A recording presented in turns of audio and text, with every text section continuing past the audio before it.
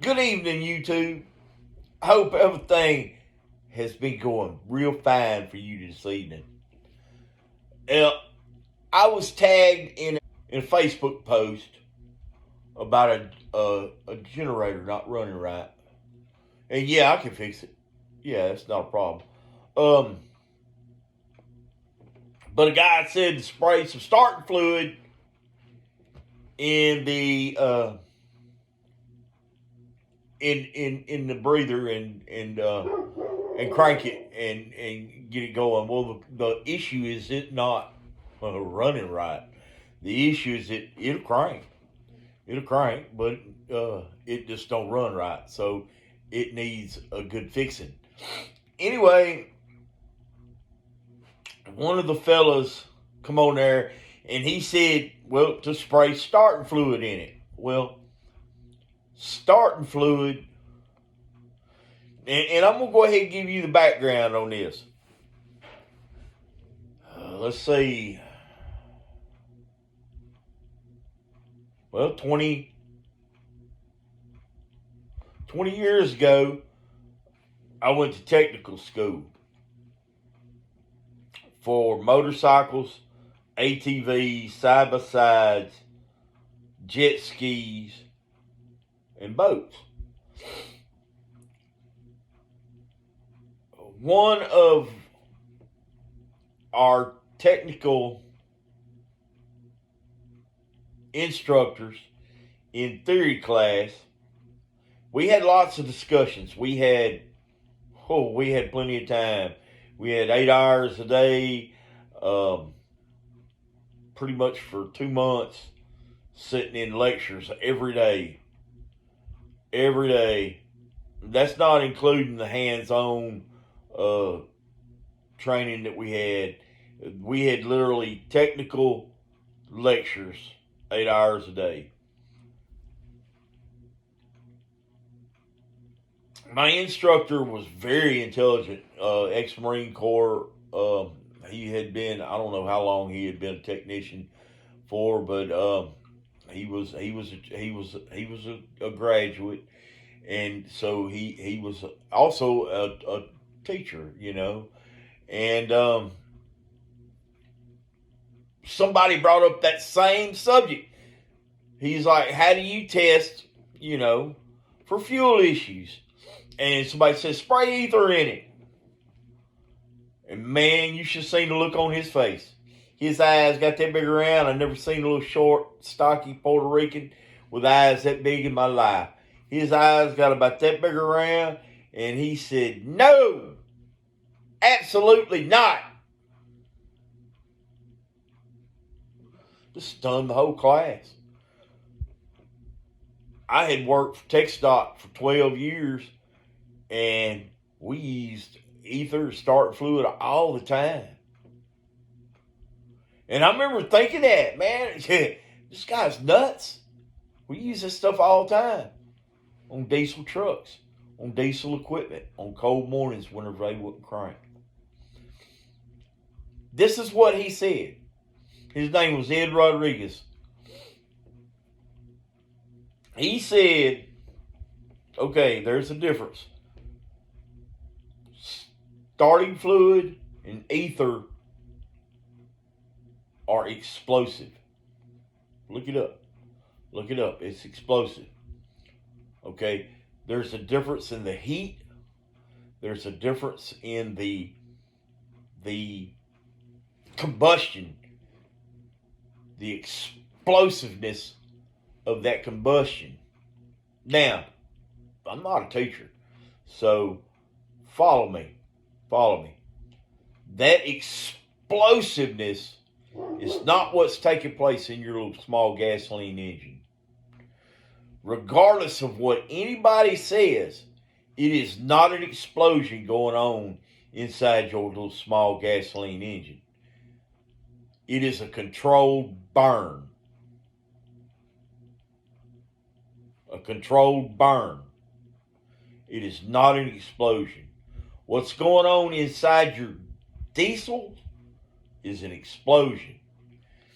Diesel has higher compression and stronger rings, and needs that explosion, that high compression explosion, to get that piston shoved back down.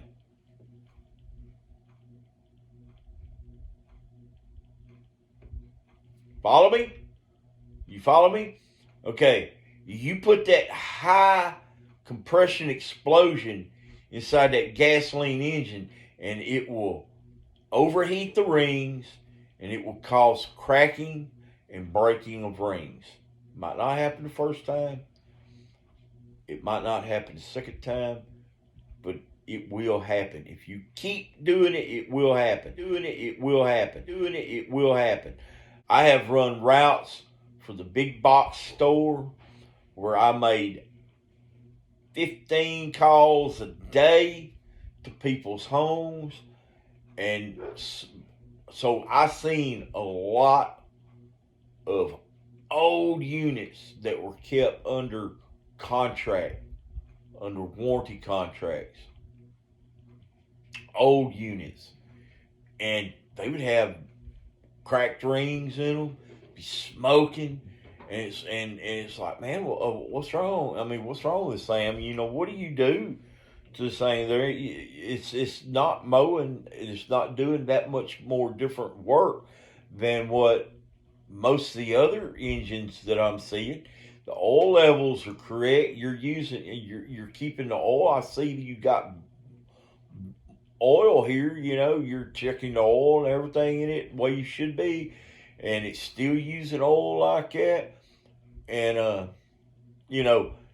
and look around and you see a can of ether sitting around, or see a can of ether sitting in the little drink cup holder. They're using that to get their engine started on a regular basis. On a regular basis, because they're too cheap to pay to have the carburetors cleaned to where their lawnmowers will start right. Okay, you say whatever you want to say. You say 50 years experience. I've never seen it, never done this, never done that. You're not seeing those on a regular basis. You're not seeing them on a regular basis. A lot of times your customers will bring them to you, and you'll fix them, and they carry them home, and they have troubles with them again. They don't bring it back to you. They don't bring it back to you. You don't have a history with that said machine. So once you start seeing stuff that over and over and over again on a yearly basis, you can pretty much keep up with that history. And plus, in the computers, you keep up with the history. You see the history of the last 10 or 15 visits, and there's notes in there from the technicians. And you follow up on that history. If you're interested in that kind of stuff, you do. And I always kept up with the histories on it, because there's a lot of things that's not covered under warranty, not covered under insurance and stuff like that. And your job as a warranty technician is to make sure that your company is not losing money because of customer abuses and stuff like that. So, I mean, it's part of your job is to keep up with the history on them. And so, yes, you can use it, but why run the risk? A can of Berryman's carburetor spray. It's all I've ever used since I was 12 years old. I'm 54 years old now. I started using this stuff when I was 12 years old. I started working on ATVs and lawnmowers when I was 12 years old. I'm 55 years old now. Excuse me, I said a while ago I was 54. I just turned 55 week before last. So I just turned 55 years old, and I've been working on it since I was 12 years old. So, I mean, yeah, I got a lot of experience too. But that don't make me infallible. It don't make me perfect. But I know what my instructors taught me in school. And you know what? Everything that they taught me has proven fact over the last 20 years. Now, could he be wrong? I don't know. Anybody can be wrong. But why run the chance? I've never seen a gasoline engine that would not crank. If it had compression and it had spark and it needed fuel, I have never seen a gasoline engine that would not crank with Berryman's carburetor spray. That's a fact. That's a fact. Never seen one. I've never used anything else. They've given me some carburetor spray when I first went to work for the big box store. They give me a whole case of this stuff put on my truck. And I got to the first job and this stuff wouldn't work. I mean, it was like you'd have to spray half a can of it in a carburetor to get it to crank. And it's like, man, are these engines that bad? I mean, whew. I mean, were you that low on compression? I go to check the compression and everything, and compression be right. Everything's just right. So the next time I was up in O'Reilly's and was buying batteries, I picked up a can of Berryman's because I was used to using Berryman's. It's good stuff. And lo and behold, one squirt, boom, they fire right off. If they won't, you got something bad wrong. You got something bad wrong. So guys, beware of things that you're unaware of. Reach over and hit the subscribe button, like this video, and leave a comment down below. Thank you. Y'all have a great day.